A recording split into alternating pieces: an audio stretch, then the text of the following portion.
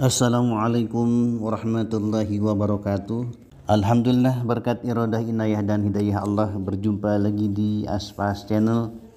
Aspas doakan semoga pemirsa beserta keluarga sehat walafiat, istiqomah melaksanakan ibadah dan diberkahi Allah Subhanahu wa taala. Amin ya rabbal alamin. Adapun tema hari ini adalah ikhlas berbuat baik.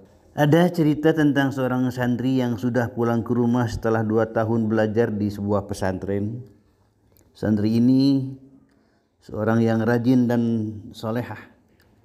Sebelum ikut pesantren dia sudah rajin beribadah, maka tidak heran apabila sudah lulus dari pesantren dia pun semakin rajin. Lalu setibanya di rumah dia bangun pagi-pagi untuk sholat tahajud, selanjutnya menyapu, mengepel lantai, cuci piring dan memasak air. Menjelang subuh, setelah semuanya selesai, dia beranjak beristirahat di sofa dan tertidur. Santri itu memiliki seorang adik yang baru duduk di sekolah dasar. Adiknya ini terbangun, hendak pergi ke kamar mandi. Tiba-tiba dia terpleset ringan dengan tangannya yang menempel pada kain pel yang ada di pinggir. Pada selang waktu yang sama, orang tua mereka terbangun. Orang tuanya menyangka kalau adiknya yang sedang mengepel dan bersih-bersih di rumah, maka disanjung dan dipujilah adik itu.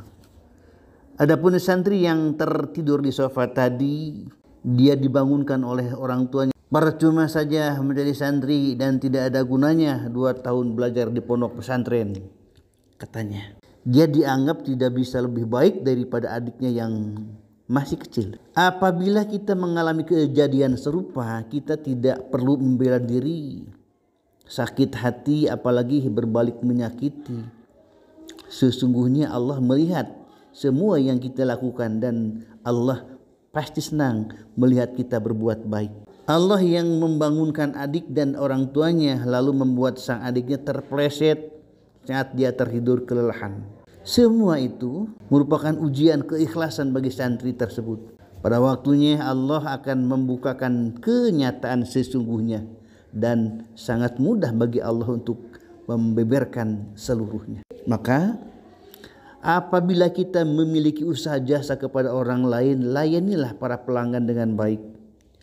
Semua kebaikan itu bukan bermaksud untuk menarik mereka datang kembali, tetapi cukup sebagai amal soleh agar Allah meridhoi. Soal ramai atau tidak yang menggunakan jasa kita, serahkan kepada Allah, karena dialah yang mengatur segalanya. La haula wala quwata illa billah. Semua makhluk tidak mempunyai daya dan upaya, termasuk hatinya.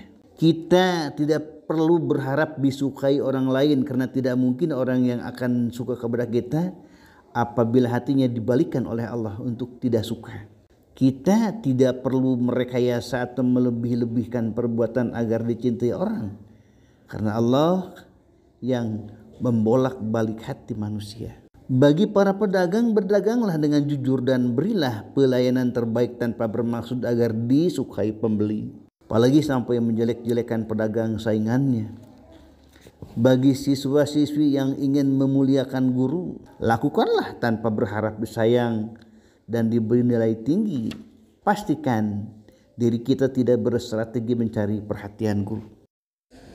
Ada yang membeli atau tidak dagangan kita, terserah Allah yang menggerakkan. Diperhatikan atau tidak oleh guru, semua ilmu hanyalah Dia yang memiliki. Cukup ikhlas saja dalam berbuat baik.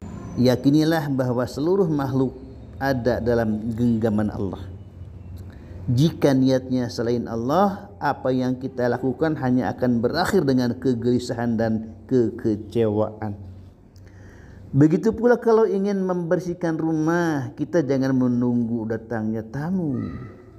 Jika ingin membersihkan pekarangan dan lingkungan, bersihkan saja tanpa berharap piala adipura. Begitu pula kalau kita sedang membersihkan masjid atau yang lainnya, jangan melihat atau ingin dipuji oleh orang lain atau oleh pimpinan.